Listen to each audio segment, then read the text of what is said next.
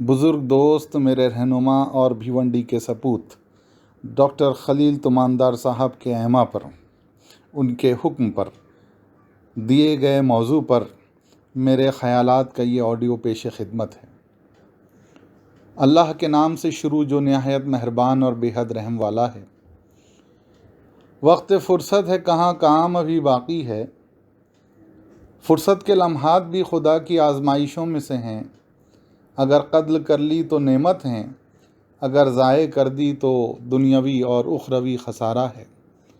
فرصت کے ان لمحات کو باشعور افراد مطالعے میں، عبادات میں، اللہ کی قربت حاصل کرنے میں، اہل خانہ کے ساتھ خوشگوار معاملات میں، ورزش اور صحت کا خیال رکھنے میں اور ایسی بہت سی مفید سرگرمیوں میں صرف کر رہے ہیں۔ جنہیں خدا نے لکھنے کی صلاحیت سے نوازا ہے، ان کا قلم ان دنوں سبک رفتار ہے۔ یہ وقت زندگی کو منظم کرنے، اسے ایک نئی سمت دینے اور نئے حوصلوں اور منصوبوں پر کام کے آغاز کا بھی ایک تازہ موقع ساتھ لایا ہے۔ جو لوگ موقع شناس ہیں، ان کے لیے یہ وقت ایک نئی زندگی کا آغاز بھی ہو سکتا ہے۔ لاک ڈاؤن نے بھاگتی دوڑتی زندگی، بے لگام مصروفیات، بے تحاشا کام میں مشغول انسان کو ٹھہرنے کا ایک موقع عنایت کیا ہے۔ یہ سستانے کا بھی موقع ہے اور غور و فکر کا بھی۔ کام کے انبار میں تنہائی کے لمحات میں سوچنے اور تدبر کرنے کا موقع کبھی میسر نہیں آتا۔ اس کا نتیجہ یہ نکلتا ہے کہ ہمارے اکثر کام سطحی ہوتے ہیں۔ ان کے پیچھے کوئی دیر پا منصوبہ بندی، گہری فکر اور تدبر کو دخل نہیں ہوتا۔ خواہ معاملہ ذاتی زندگی کا ہو یا اجتماعی امور کا، ہمیں سوچنے سمجھنے کا موقع کم ہی ملتا ہے۔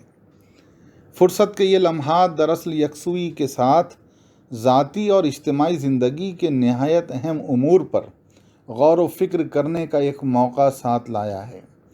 ذاتی اور اجتماعی دونوں سطحوں پر ترجیحات متعین کرنا، غیر ضروری معاملات کو زندگی سے خارج کرنا، جو امور ہماری صلاحیت، مال اور وقت کے ضیاع کا سبب بنے ہیں، ان کے بارے میں اہم فیصلے لینا، یہ وہ معاملات ہیں جو سنجیدہ غور و فکر کا تقاضا کرتے ہیں۔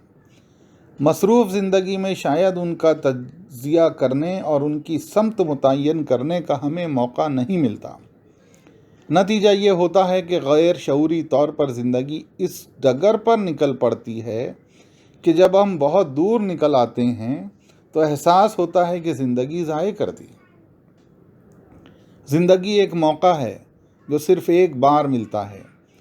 اگر اس کی سمت بگڑ جائے تو اسے درست کرنے کا موقع بھی کم ہی میسر آتا ہے،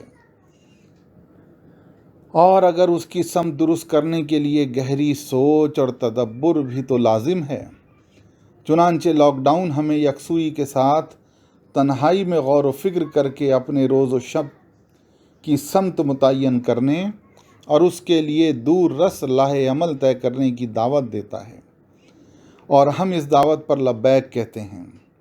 اور یہ وہ رویہ ہے کہ پھر بہت جلد جو احساس دلاتا ہے کہ یہ فرصت بھی فرصت نہیں ہے، بلکہ کام کرنے کے نئے آفاق کا پتہ دیتی ہے۔ یہ غور و فکر خود کی دریافت بھی ثابت ہو سکتا ہے، اور یہ دریافت ایک نئی زندگی کا آغاز بھی۔